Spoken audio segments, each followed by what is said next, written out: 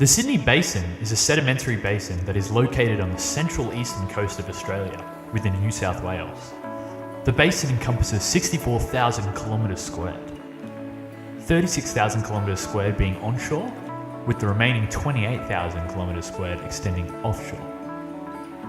It is part of a major basin system that extends 15,000 kilometres from Bowen Basin in Queensland to Gundylla Basin in New South Wales. The origins of the basin stretch as far back to the Permian period, being between 252 to 299 million years ago. The Sydney Basin was formed when the Earth's crust expanded, subsided, and filled with sediment between the late Carboniferous and Triassic periods. Early stages of development were as a continental rift that filled with marine volcanic sediments, but deposition shifted to a river and swamp environments in a cold climate in the early Permian. During the Jurassic period, older rocks were faulted across the basin, marking the northeastern edge of the bioregion. The basin was also subject to small volcanic events and small basalt flows. Streams have eroded deep gorges and cliffs back into uplifted sandstone, forming what is known as the spectacular Great Escarpment, forming the Blue Mountains found to the west of Sydney. The basin is composed predominantly of near horizontal Hawkesbury sandstone as well as shales. The Hawkesbury sandstone was deposited from the movement of enormous braided rivers, of which the headways extended hundreds or even thousands of kilometres away from the south and northwest. Shallow marine sediments and later more river sediments continued to accumulate in the basin during the Jurassic. But all of these younger rocks have been eroded, leaving only a thin cap of shale over the resistant sandstone. The Sydney Basin is an extremely diverse landscape in terms of its geology.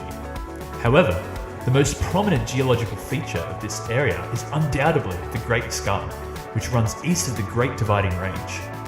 Its creation was due to the formation of a new continental margin, followed by tectonic uplifting of the divide and scarp retreat.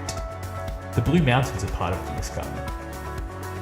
Look on a much smaller scale, and there are still plenty of significant geological features present, such as gorges, volcanic vents, deep estuaries, coastal boundaries, and enormous cliff faces.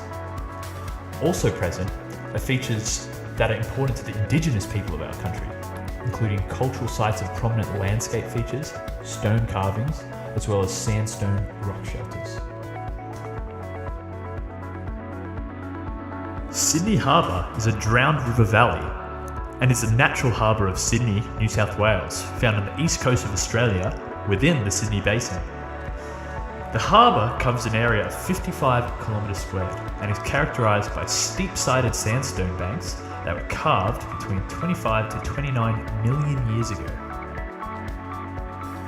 The current form of the harbour is the result of deposition of coarse fluvial sands during the Triassic and Permian periods.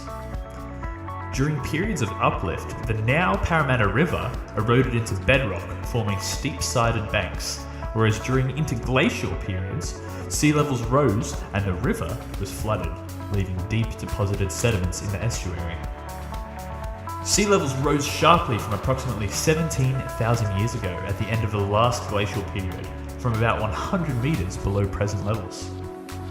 The sea advanced into the now drowned Sydney River Valley, forming a flood tide delta, and sediment transported by rivers was deposited in the upper parts of the estuary as fluvial deltas.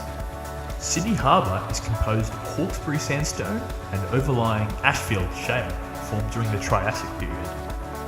The eastern portion of the harbour is mostly made up of the Hawkesbury sandstone, making up large boulders and sheer cliffs all along the harbour. The western harbour, however, is mostly composed of Ashfield shale, which is much softer than sandstone, as well as being easier to erode. Because of this, the shoreline in the west is flat and devoid of any rocky outcrops. Throughout the Sydney Harbour, there are many geological features of interest. High areas such as the Sydney Heads were once islands. However, they are now joined to the mainland by sand spits. An example of this being the Corso area at Manly, or to the low sandy areas between Bondi and Rose Bay. The harbour is heavily embayed within the land. The bays on the south side tend to be wide and rounded, whilst the bays on the north side are significantly narrower. Most of these bays are small beaches, such as Milk Beach, Walsh Bay, and Bennelong Point.